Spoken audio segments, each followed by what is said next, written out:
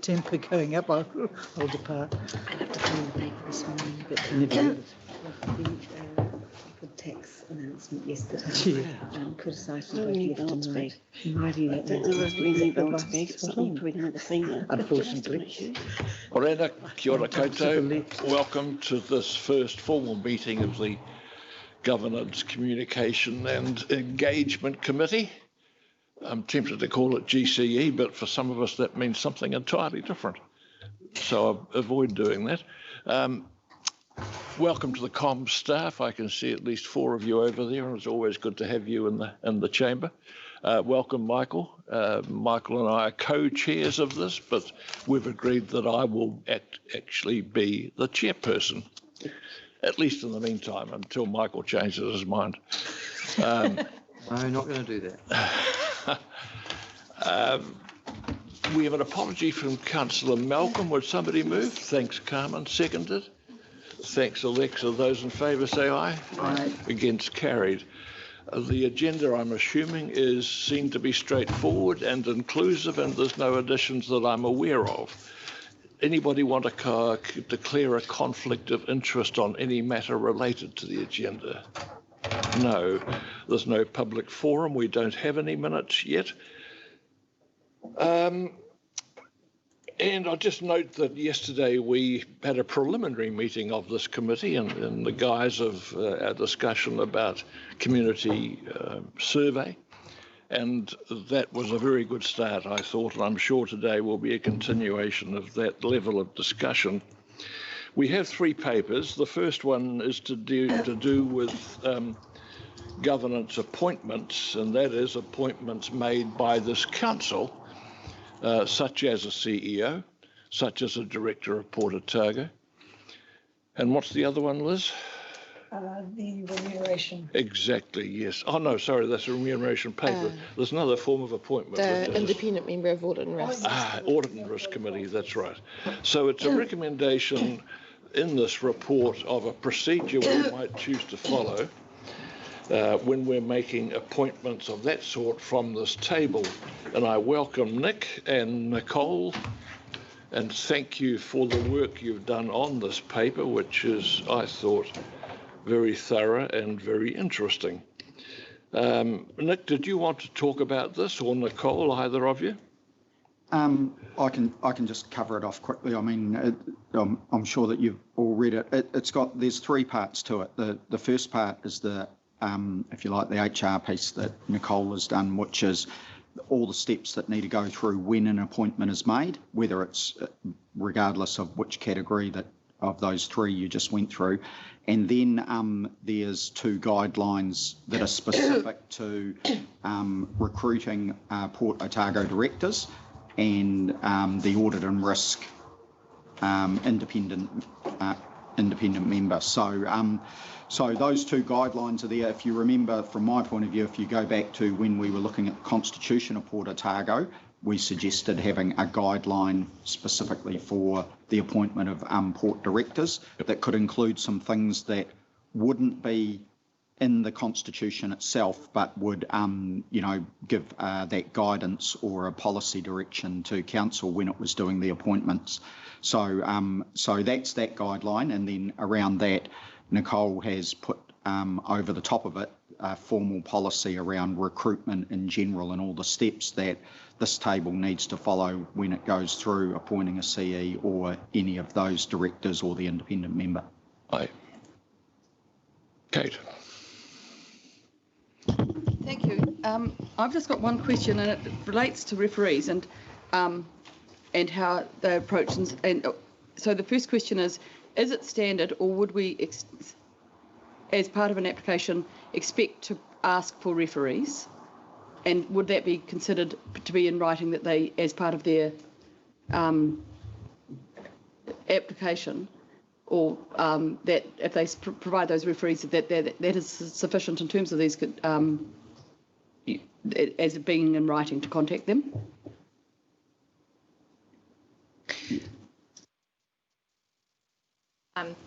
So the usual process would be that they would submit referees with the application, and sometimes they say that referees are available on request.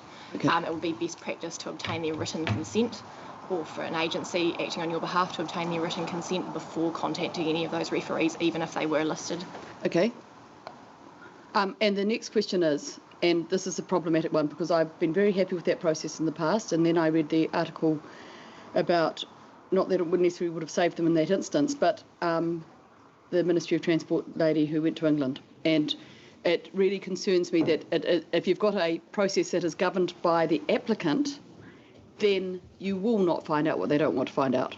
And you've got no way of doing that. So the question then I have is, I'm happy with that as long as we can ask the question, and is it appropriate to ask a question, something along the lines of, do you have any skeletons in your cupboard, and do you mind us checking? Because is that sufficient then to go and check it with anyone else because if they said no, then I'd be concerned. So it wouldn't be best practice to ask if you had skeletons in the closet, but usually as a closing question you ask, is there anything else you want to disclose to us? Sometimes that can be medical concerns, any conflicts of interest. In response to the second part of your question, if there was a specific person that wasn't listed as a referee that you wish to contact for a reference, you would ask the person and obtain their written consent to contact that person to undertake a referee check with them. In terms, and I'm not overly familiar with the Ministry of Transport case, but there's checks and balances you can put in place. So, for example, if you're wanting to ensure that the referee that is provided is who they say they are, or works for the agency that they say they do, you can contact them through official channels, so their work email address. You can also, with written consent, contact that company to ensure that that person was employed in that role for the time period as stated. So there are checks and balances that you can take. Okay, I suppose I take some comfort in your suggestion that if you was one person that you wanted to contact, you would have to ask them and obviously get that in writing. That doesn't sort of come out as a policy as good best practice, though, in this guidance, should it? It wouldn't be something we would suggest. We could look to add it in, but because this policy is based on best practice, and so that would be to take, the referees as submitted by the candidate. But I just thought you said the best practice would be... If you wanted to obtain any other checks, best practice would be to obtain their written consent to contact that person, yes. Michael, and then... It must be best practice, surely, to ask if somebody's got a criminal background. Yes, yep. Okay, so that's the first thing. So, and the second thing would be if that person was involved in any civil case. I'm assuming because that has a particular flavour as well, you would ask that as best practice too? Yes, you could ask that in the closing question. Is there any cases open against you?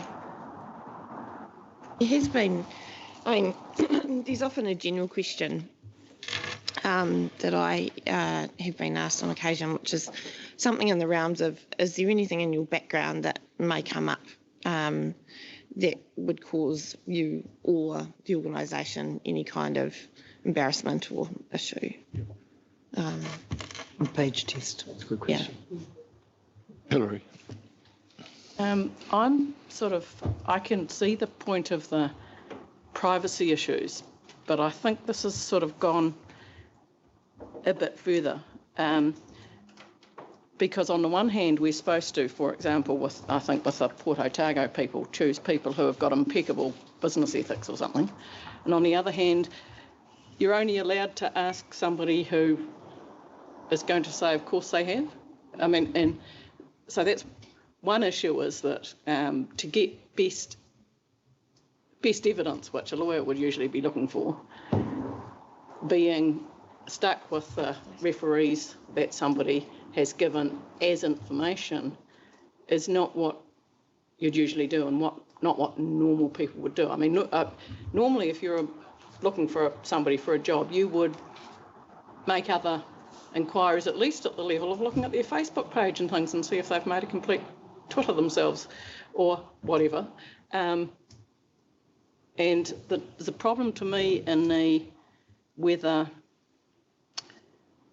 if I happen to know somebody, then I can't not know what I already know about them.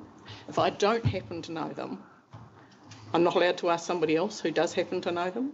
So it's very hit and miss whether you find out a variety of information or whether you happen to already know it. So I'm sort of thinking that the privacy thing is one thing, and you can get over the can you contact your referees. If we have to say in writing, tell us we can contact your referees, and if they say no, then you just don't go any further with them, because quite frankly, if they've offered a referee and you aren't allowed to talk to them, that would be dumb. I mean, but you can say, we will not breach your privacy, we will not go to somebody else and let them know that you're applied for this job, which is the breach of privacy that presumably is available. So I'm trying to think of how you look after the people who are applicants and don't breach their privacy and letting other people know that. And still, who are you allowed to bump into in the street and say, oh, you work with so-and-so, or somebody went to school with so-and-so, or they didn't go to school, you know. So I'm technically, struggling. you're not allowed to do that. I mean, that's how it works. You know, we need to be able. But that's not what people actually do, Sarah. The CE speaking. Well, first of all, what you're talking about is managing to the lowest common denominator, and the reality is that, you know, we recruit people all the time, not necessarily counsellors, but staff recruit people all the time. There are usually other red flags that come up if you have someone who perhaps is not of good character. They come up in a variety of ways. They might come up through psychometric testing, they might come up through the responses that they give to other interview questions, quite normal interview questions. Normally someone who isn't of good character, if you're listening carefully, can give themselves away in that context. They'll have particular views, but they're also entitled to natural justice. And we have to run a professional process. And as staff, when we're recruiting, we know that we're not able to just ask the guy in the street, even though we might know that there's a relationship. In my own recruitment process, for example, Stephen rang me because my regional council experience was at that time, about 13 years in the past. He rang me, asked if he could speak to somebody who worked at the regional council with me at that time, and I agreed to it. I also said to him, though, well, it's 13 years in the past, so you want to just think about the relevance of that view as opposed to a more current view with the development that happens in anyone over that sort of time. So, you know, I guess I'm saying be careful of managing to the lowest common denominator. Yeah. We have to run professional processes. Candidates are entitled to natural justice, and there will be other flags in the process, in my experience, that would make you raise an eyebrow. They might not be flags in terms of directly related to things like dishonesty, but they might be flags in the way they have approached an issue that would give you a sense that perhaps they're not the right person. So there are a bunch of things that you can do within the realms of the law and within the realms of best practice, and all we're recommending is that you stick to that. Good, thank you. Gary. Thank you. Just two things. Question, on page 3 of the policy, it says undertaking checks with referees not named by the candidate, or undertaking checks prior to obtaining candidate consent will likely constitute a breach of privacy. So for a policy, is the word likely, will it actually constitute a breach of privacy or won't it? It's highly likely that it would. Perhaps that's not the best word to be used. It depends on the context of the situation, I suppose. I think it'd be safe to assume that it did. Yes. There was a really good article recently on Stuff by Susan, she's a lawyer, Susan Gluckman, and she talked about this issue of privacy, and she was pretty clear. It's a privacy issue. Yep. How is it a privacy issue? How is it a privacy issue? Yeah. Do we really need to ask that question? Kate. I understand all the issues. I'm just wondering if, in the referee checking, and as a matter of policy, that we should be encouraging, if no recent contacts or people working, give the. There's two ways that this can happen. One is the instant. Interestingly, that was a phone call and not in writing.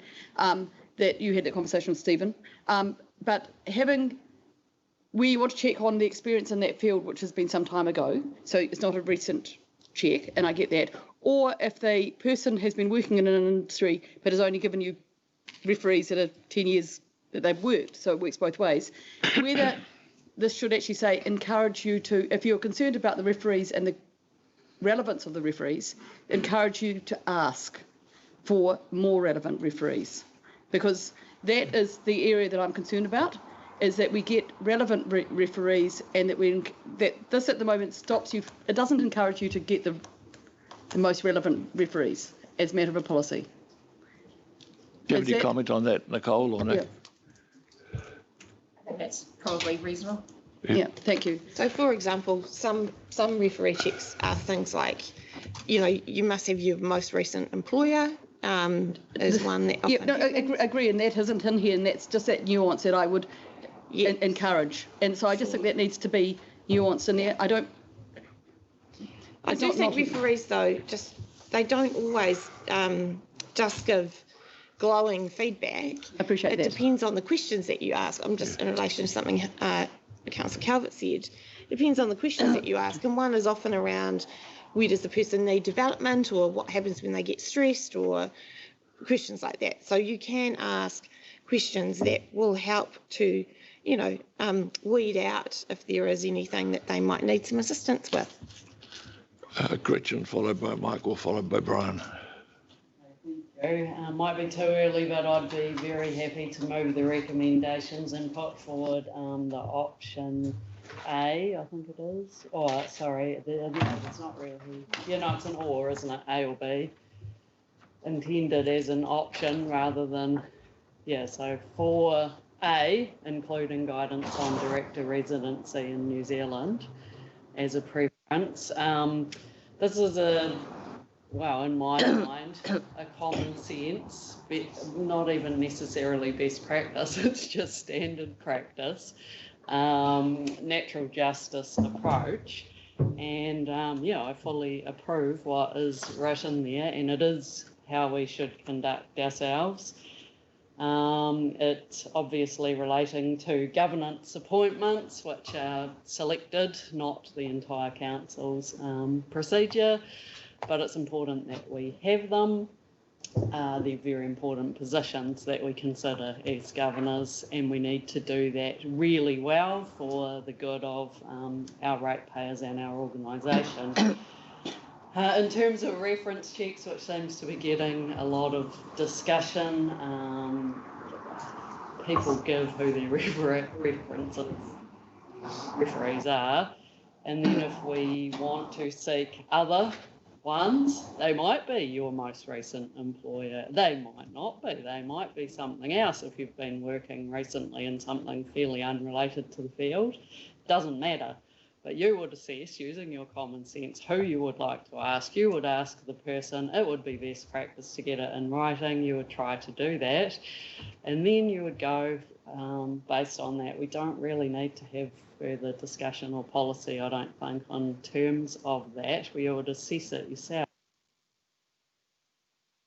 Practice and adding with the candidate. So, very happy to move those recommendations in 4A. Thank you. So you've moved 1, 2, 3, 4A and 5. Is there a seconder? Yes. Councillor Hobbs, thank you. Now, Michael, you had your hand up as well. I was just going to support what Gretchen said. I think the most important thing here is that if you've got a concern, go and get the consent of the person that you're interviewing. Good. And then you're away. In a funny sort of way, it would send a red flag anyhow if they said no. Yeah. And then you could probe, why did you say no? Yep. So you get what you want. Yep, fair enough. So I think said. I can support that. Marion, did you want to speak as seconder? I just want a second, but I just wanted to check something. I think I heard you say before they have to reply in writing. No, they have to give written permission. They don't reply and the referee doesn't reply in writing. Sorry, just something I heard you saying. Yes. Just wanted to clarify that. Hilary. Can I just ask, is this our Otago Regional Council policy as well? Yes, it is. That's what we're talking about. Yeah. Oh, sorry. So it's both internal and external. This is being asked for us to take it on for our appointments. I'm asking whether this is the one we use that Sarah uses, for the yes, appointments. It is. She uses the same one. Well, we've tailored this one specifically for governance appointments, but all of the principles and all of the best practice is what we use. Yep, good. So there's no difference. Yeah. Is there any discussion about on the motion now directly? Sorry, Brian, I did not give you the chance before. You're quite right. Go for it. Just briefly, as a governor, I just want to know that these processes are good and best practice. Yeah. That's what I want to know. I'm really pleased that we're developing a policy that can be refined over time. And so the Constitution over time we can. And I also would like to think that in good practice or best practice, that if there is a governance appointment, whether it's support or whatever, that if it's governors making that appointment, that there's an appropriate advisor ensuring that best practice is actually occurring and that advisor is actually listened to, which I understand doesn't always happen.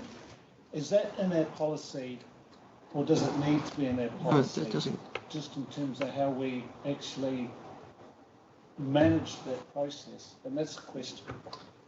I believe the advisor is covered in the procedure, or having an advisor is covered in the procedure. And sorry, what page is that on? Thank you.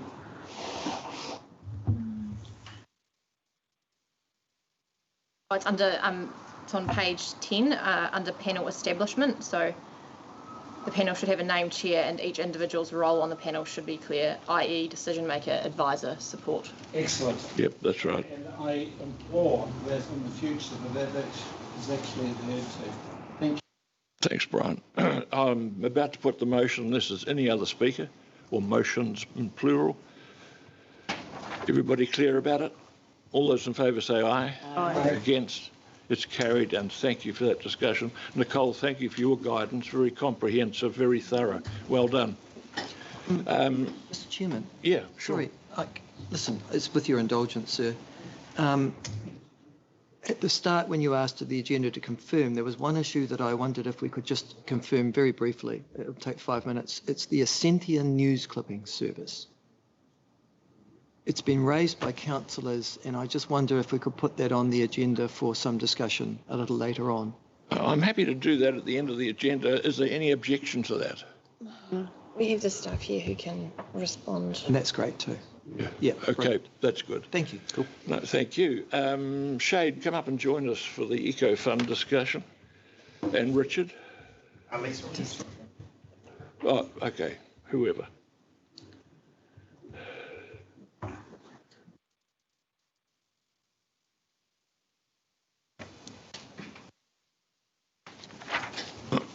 Welcome, Shade and Lisa, from the comms team.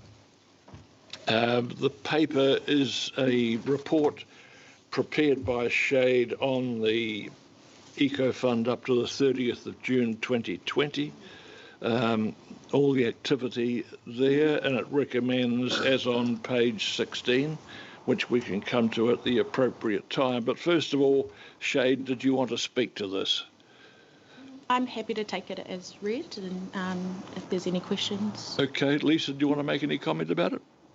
No, I think it's probably more a paper for noting. Yep. Yep, so we're happy to answer any questions, as Jay said. All right, it's on the table.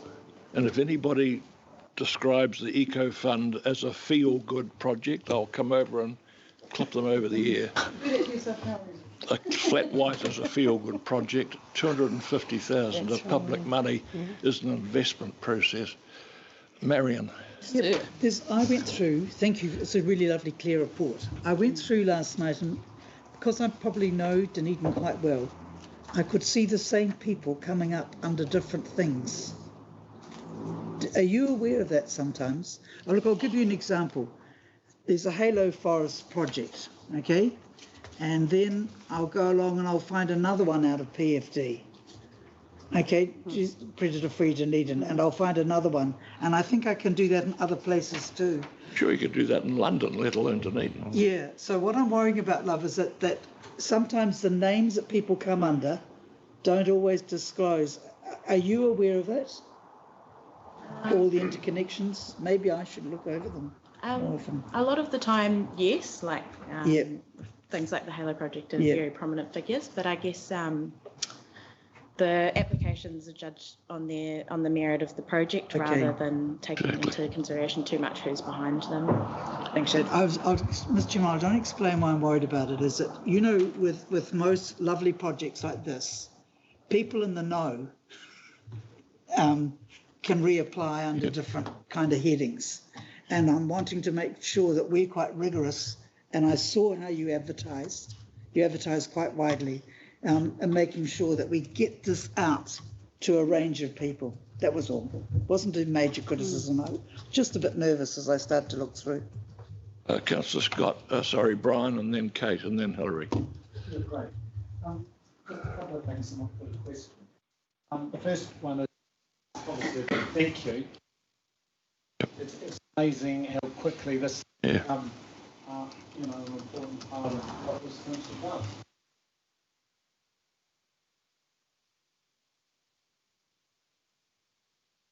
Also make that slightly to the we've established this COVID jobs for nature. One of the things discussing developing policy for maybe the bigger potential projects that are going on in the region, maybe over and above the numbers that are talked about in the Eco Fund. Sure. So just making the point that complementary to this type of work, we're putting our thinking caps on. Yep. How do we, like there's some big projects potentially out there too.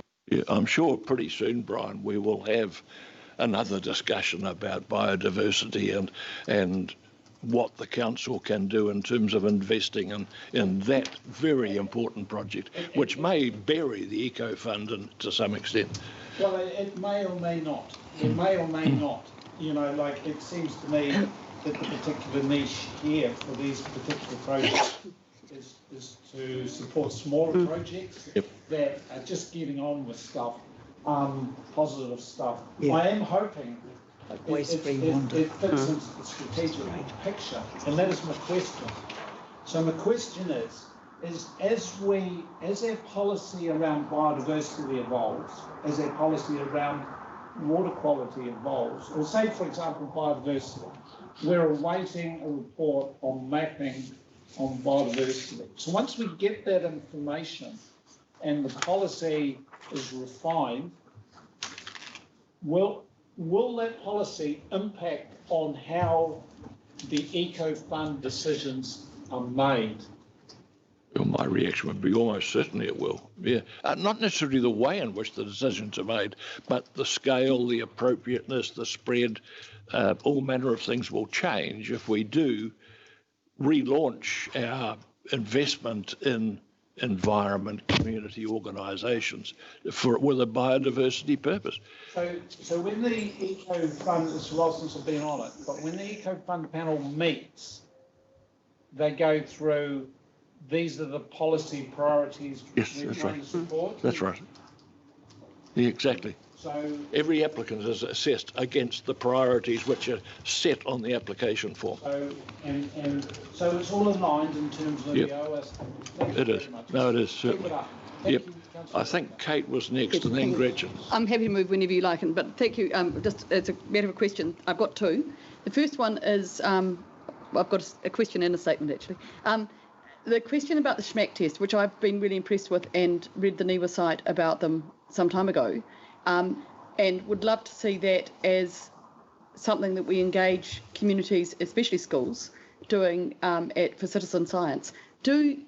So as part of that project with the Queenstown Primary School, are they going to be putting that information into LAWA, or do we suggest that to them? Because I understand Niwa and LAWA do have an ability to take that sort of information in hand. If I may, through the chair, I know that LAWA has looked at that. I haven't spoken with them recently, so I can go back and do that around how citizen science fits in with, I guess, the LAWA science, which is, I guess, very much a regulatory and has, similar standards right throughout the country. So they had been looking at doing an additional, I guess, area on their website for citizen science, so I can follow that up with them. And the question is, if we did it for one school, what happens if all the schools ask for it? Because it would be a great engagement tool, and that would probably run us out for a year, for some time financially. Yes, yeah. I'll have a chat with LAWA and we can get back. I mean, because it'd be really good if we could do a mass production and encourage that in a different work stream, really, because otherwise, it will use up all the funds, but it is a really good tool.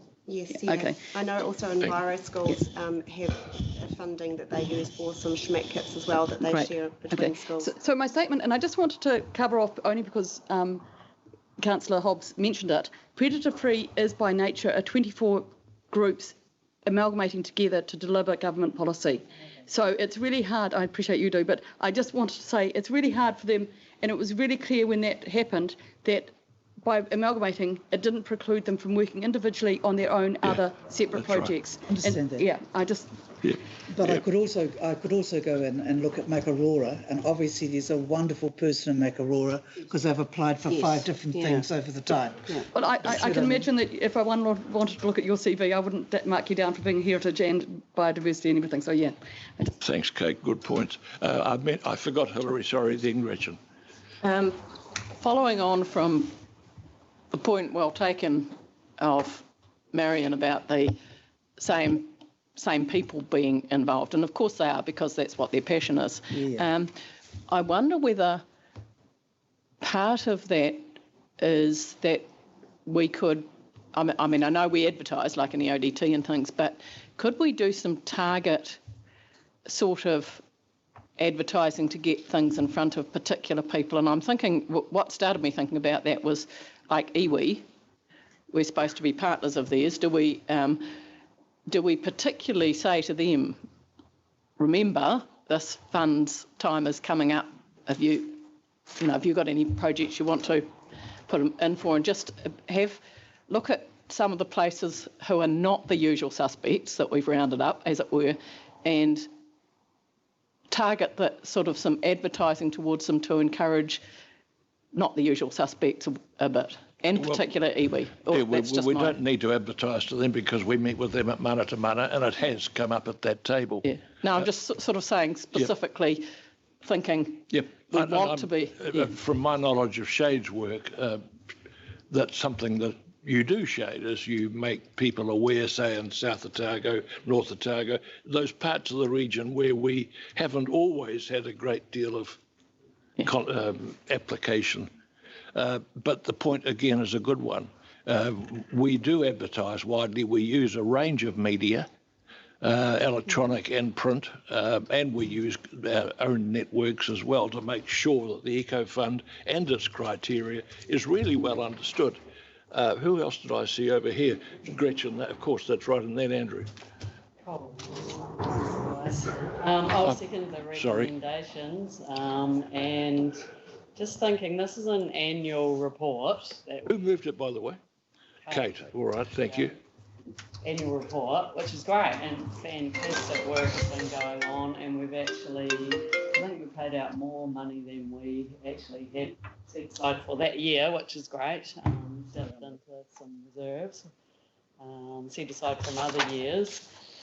My point, I'm wondering whether in the future we could get better at, this is a communications committee, at recording what we've actually done a bit more visually, so that perhaps we could have some metrics of what we've been investing in, what types of projects, put it down, is it pest control, is it planting, is it fencing, whatever it is, and then visually map so that over time in Otago we can get a really good picture of the spread. Good idea. It reflects back on some of the comments that's already been had. Yeah. I don't have a strong view on that, but I do know that that old saying of death by 1,000 projects, if you do split everything up into heaps of little tiny projects, sometimes the outcomes aren't as good as investing in really quality projects that are delivering. So that's something to consider. But my point is, can we get better at utilising the data that we've got and then presenting it to the community so that we can do some of the things that Councillor Scott's been talking about as well, where our investment's been, how successful it is, and sharing that with the wonderful people that are making a difference out there. Okay. Shay, do you have any reaction to what Gretchen's just been saying? Kind of just it's something that has been thought about, but some other moving parts to get in line first. But yeah, definitely some kind of visual mapping and stuff like that of the Eco Fund projects in collaboration with some other biodiversity stuff. I did see the Catlins track figuring on Facebook recently. So somebody raking it out and smoothing and making it look very attractive. As this data comes to the implementation committee into the future, documenting the implementation clearly will be helpful. Yep. Right, now I'm going to Gary, and then Andrew, and then Carmen. Right. Thank you, Mr. Chairman. Look, I actually see the Eco Fund, and thanks very much for a really detailed report. It's a good update, and it's a real success story for the ORC.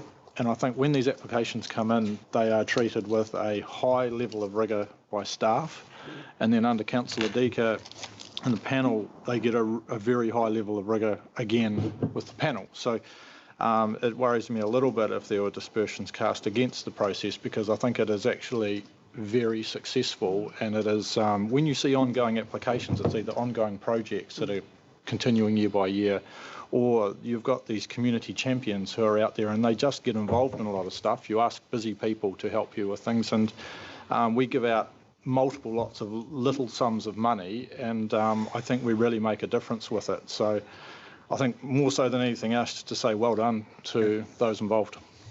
Gary, you can speak as often as you like and as long as you like. I'm a little nervous now. Go for it. No, I'm going to speak in support of the recommendations. Just noting that don't underestimate the bang for our bucks, or the ratepayers' bucks here, because for every dollar that goes into a community project from this fund, will leverage X amount from another fund, or in-kind contribution, whatever that means, whether it's labour or tools or whatever. So yeah, and also the reaching out, and Richard just touched on it, the sort of the tentacles of all these organisations are more and more aware of what's going on. So that's also a big plus for this. Those are good points. Yeah, very true. Carmen. Thank you. Before I do, Councillor, Ms Glogg, you were going to say something before and you got stopped. Yes. Would you like to say, and then I'll support you? Councillor Hope. Yes, I was going to mention that a considerable amount of time from the comms team to date has been taken up in the administration of the fund. So we haven't been able to focus on the promotion of it as much as we would like to have done. We're doing some internal rejigging that will hopefully come to fruition in the next few months that will alter that and remove us from the administration, which will leave Shade far more time to promote the fund. And yes, we would absolutely love to do a lot more metrics and graphics and look at that region-wide thing. So yes, watch the space. Yeah. I'd been nervous there for a while. I thought rejigging meant Shade dancing away from us. But no, good. Perfect. Brian. Sorry, after Carmen hadn't quite finished. No, did I? No, go for it. Yeah, Carmen. I just want to say thank you very much. I also liked the wee graph on page 28 where you get the Eco Fund applications by location. So it's nice to see that there is some, there's a lot of people putting applications and successful projects are around the region. I thought that was really neat to see. I would not like to see the Eco Fund get changed. I like the name. I think it's like Mainland Cheese and Hoi Ho the Penguin. They go together, And I can tell you, even at Noslem the other day, good old Bex was out there, Rural Liaison Officer, and said, well, actually, we have an eco fund because that school down the road did the projects for the skunks, for the lizards. And this person said, how do I get hold of it? So you can be assured all the staff and all the councillors know about it. Okay, maybe there is some bits that could go somewhere else, but I think for your Enviro schools and your passionate people around Otago, and as Councillor Hobbs said, there's obviously somebody up it that way that keeps applying because they're passionate and they can see things going on. So please, can we just keep it? I think it's great. All it needs is more money. Yep. And that'll happen. Brian. Hang on, just before you do, we've got to move it and a second. You seconded, didn't you? I think Gretchen did. Yeah. Okay. So, sorry, it's on the screen. I'm being stupid. Yeah, that's. I just want to make sure we're on target. Brian. Paragraph 19, where it asks for suggestions on improvements, and my question is in relation to the last one: staff to visit successful projects. And I would actually like that to be, staff / councillors to visit successful community.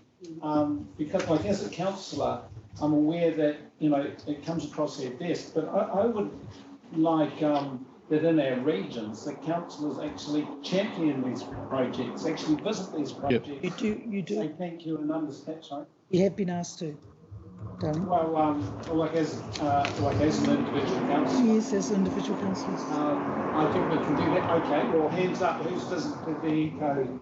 Okay, so we've got 2. Thank you, ma'am. We've got 2. So let's make it 12, and let's get out. That we had field trip. Yeah. It's in the report, Brian. Yeah. Number 23. COVID. Yeah. We had more planned, but as Sarah's pointed out, COVID kind of put a stop to that. Yeah.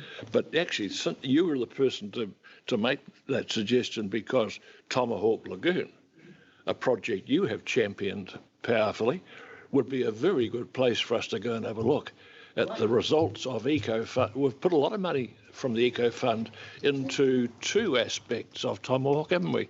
The planting and the water science. So those in combination have made a difference, are making a difference.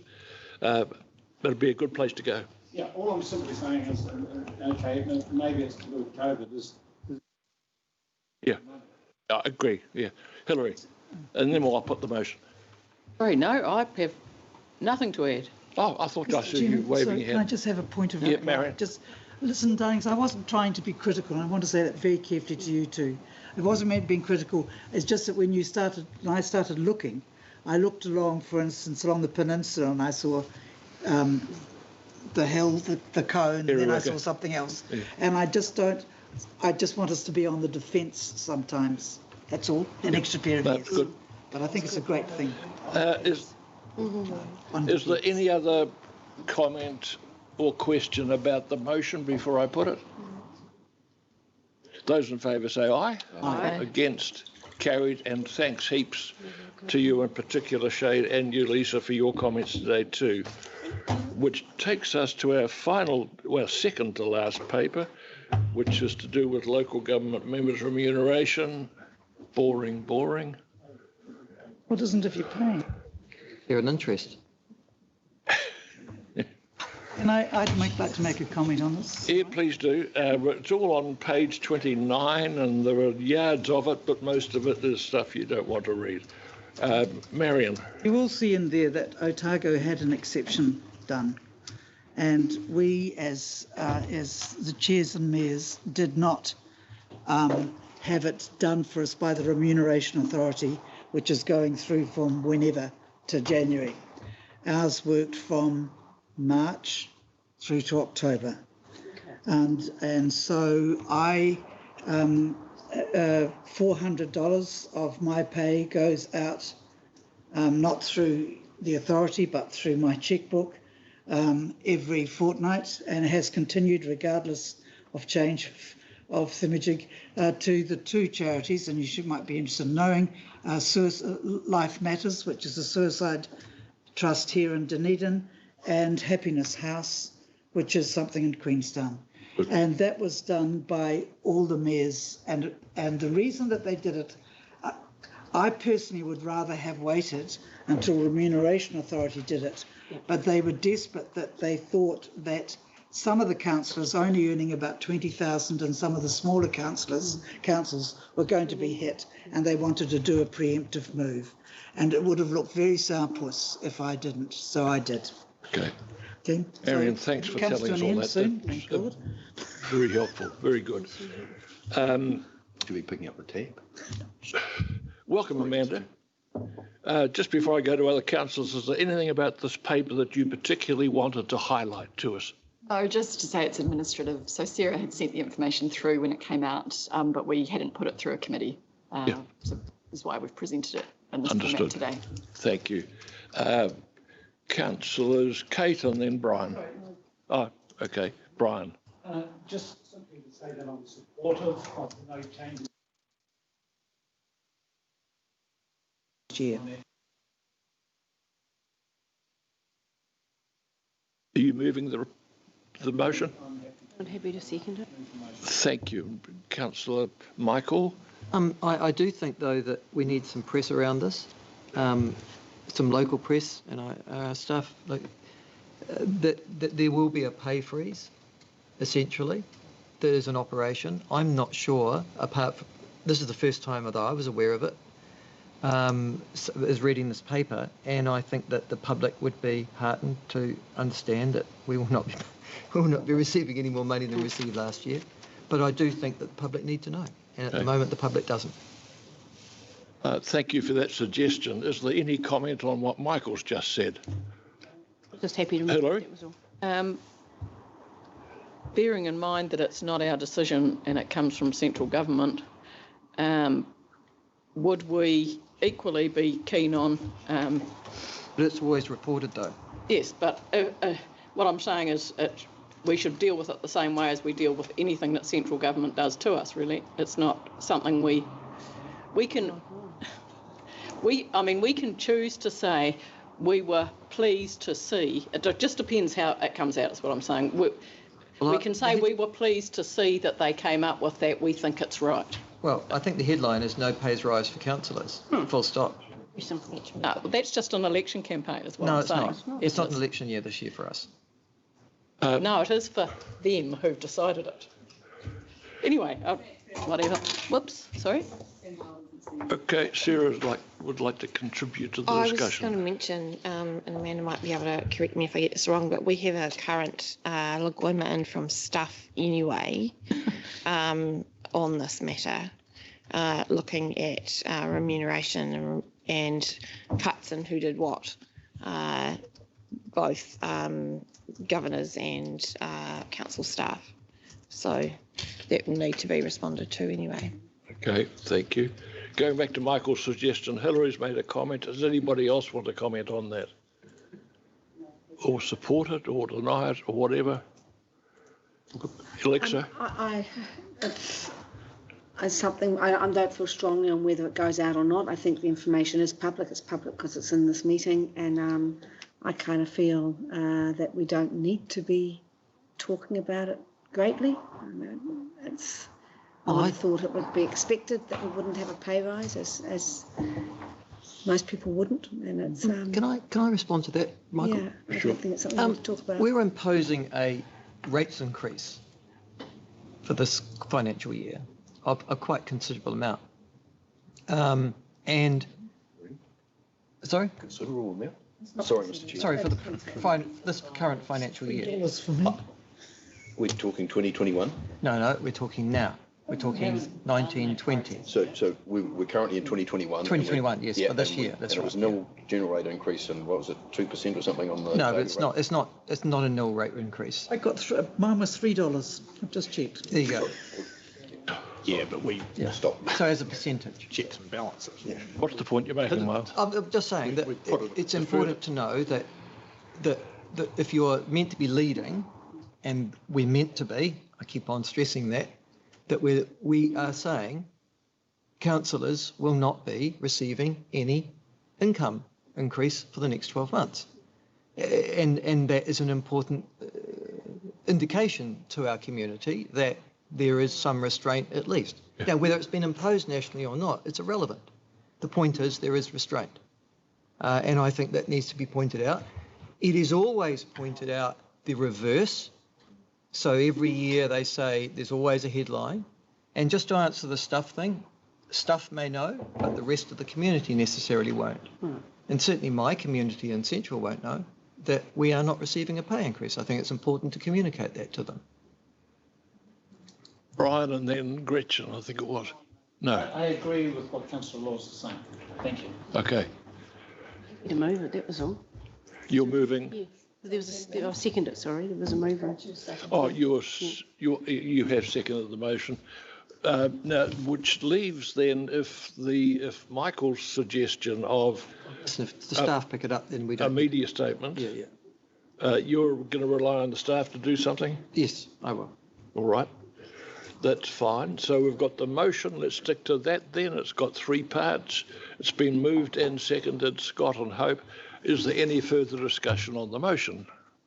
I'll put it. Those in favour say aye. Aye. Against? Carried. And that brings us to the last item, which is the Essentia News Service, which we get twice a day, as raised by Michael. Michael, the floor is yours. Thank you, sir. In actual fact, Gary's raised it in an email to us all, but it's been an issue that I have raised on a number of occasions, Michael, as you know, and we've discussed, you and I. Yeah, we have. I'm unhappy with this service on a number of bases, and I've mentioned that before. I think there are 3 principal areas. The first is it misses so much. And I'm particularly, it not only misses mainstream relevant stories to us, but it also misses community stories that are related to us as well. And for those of us who are living in smaller communities, our publications aren't covered at all. And so there's a lot of information there that would be useful to us as a governance team, but also to senior management that's just simply not picked up. The second relates to this macabre presentation of death notices. Yes. Which I'm assuming that we're paying for. But for the last 4 years, I now know everybody that's died in Otago. To be perfectly honest with you, I don't need to know that information. Oh, you will when you get to a certain age. Okay. When I'm dead, perhaps. But You don't have to read it, Mike. that's not the point. We're paying for it. It's macabre and it's bizarre. And no one has yet explained to me why I received it. So, And the third issue is this. Whenever there's something on radio that I might like to speak or listen to that's reported, guess what? I've got to pay for it. And I'm not just talking about a small amount of money, but if I wanted to hear something from Radio New Zealand, for example, relating to the ORC, I've got to spend around $90 to $100 to download it and to order it from Essentia. This is not the service or a news clipping service that I've been used to in all of my time in local government. And so for that reason, I think we need to review it. And I just say to the comm staff, those are the 3 concerns that I have. Gaps and significant ones, particularly at a local and a community level. 2, macabre presentations that we're paying for news that we don't want. And 3, this bizarre thing around electronic communications, which we then apparently have to pay additional money for to listen to, even though it's of specific relevance to us. So I'm just asking our comms team if they would review as a matter of urgency our news clipping service and see whether or not there might be better options available to us. Points very well made indeed. Thank you, Michael. Alan or Richard or both? Yeah, that review is well underway and well through a procurement process for a platform that will bring media monitoring onto the same dashboard essentially as social media monitoring. So within a few months you can expect to see a change. To address the death notices piece, the reason we're monitoring death notices is for our total mobility team who use it as a way to take people off the register. Sorry? Total mobility. Okay. So I've just become aware through some correspondence that I've seen that some councillors are receiving that in error. My apologies for that. We're all receiving it for the last 4 years. Aren't you? No. God. Oh, well, there you are. I certainly do. My apologies for that. I've just recently become aware of that. Maybe it is. Yeah. It is an issue that is well known, and Eleanor's provided a summary of the process, which is well advanced to try and fill the gaps that you've just raised in terms of the quality and the content. So once that process is complete, we'll be able to send out an update and just talk through the timeline for when you can expect to see that change, but it's not too far away. Ask a question. Roughly how much do we pay Essentia for this service? I actually don't have that figure in my head, I'm afraid, but it's. Sorry, I'm not going to comment. I don't have the dollars in front of me. Okay. It could be part of the review. I totally agree with Michael's point about small town media. I have never seen the Clutha Leader, if it still exists, I'm sure it does. The Oamaru Daily Mail, Oamaru Mail, the Taieri Herald. We've got a lot of provincial papers which just don't seem to get clipped. And I can't understand how that could be. Anyway, so Eleanor, that's really good that the review is underway. We'll hear again from it shortly. It'll come to this committee, I'm guessing. We'll provide it. Given the timing of the committee, I think you'll receive an update by email ahead of the next committee round, because the change will be happening sooner than that. So we'll just make sure you know in advance. Happy with that. Is there any other comment on the news service, Alexa? Well, I'm not sure about it, but I'm just looking at today's one, and there is one from the Lakes District and Central Otago News, which is really small, but I do find that they do miss a lot, but it seems to be a little bit random as to, and that's a small paper, so I think rather than them not picking up at all those, there are some that they do, but I'm not sure what their processes are. Actually, it would be helpful, Eleanor, if we knew what does exist across Otago. What are the news outlets in our region? Because I must admit, I'm not entirely up to date with what they are and where they are, and I'd like to be. Online. Yes, that's another one. You're right, Marion. Yeah. Could somebody provide that to us at some stage? I don't mean necessarily the small radio stations, although it would be interesting, but definitely the print media, where they are and what they are.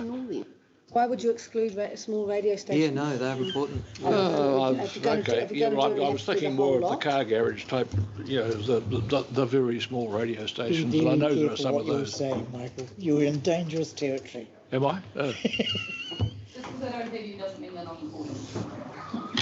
No, that's true. See Ranfurly. Yeah, Ranfurly's very in Palmerston. Palmerston is a big one. There's a few small radio stations. It's a big radio station. A lot of people have listened to Palmerston. Okay, good. All right. Communities that have Thank you. That's very helpful small input. radio stations rely on them for that sort of news because they're not that news isn't provided by the big radio stations anymore. Yeah. So often those small radio stations are their resilience in the community. Good point. You're absolutely right. Yeah. I withdraw that comment. Sorry, Mike. Didn't need to beat you up with it.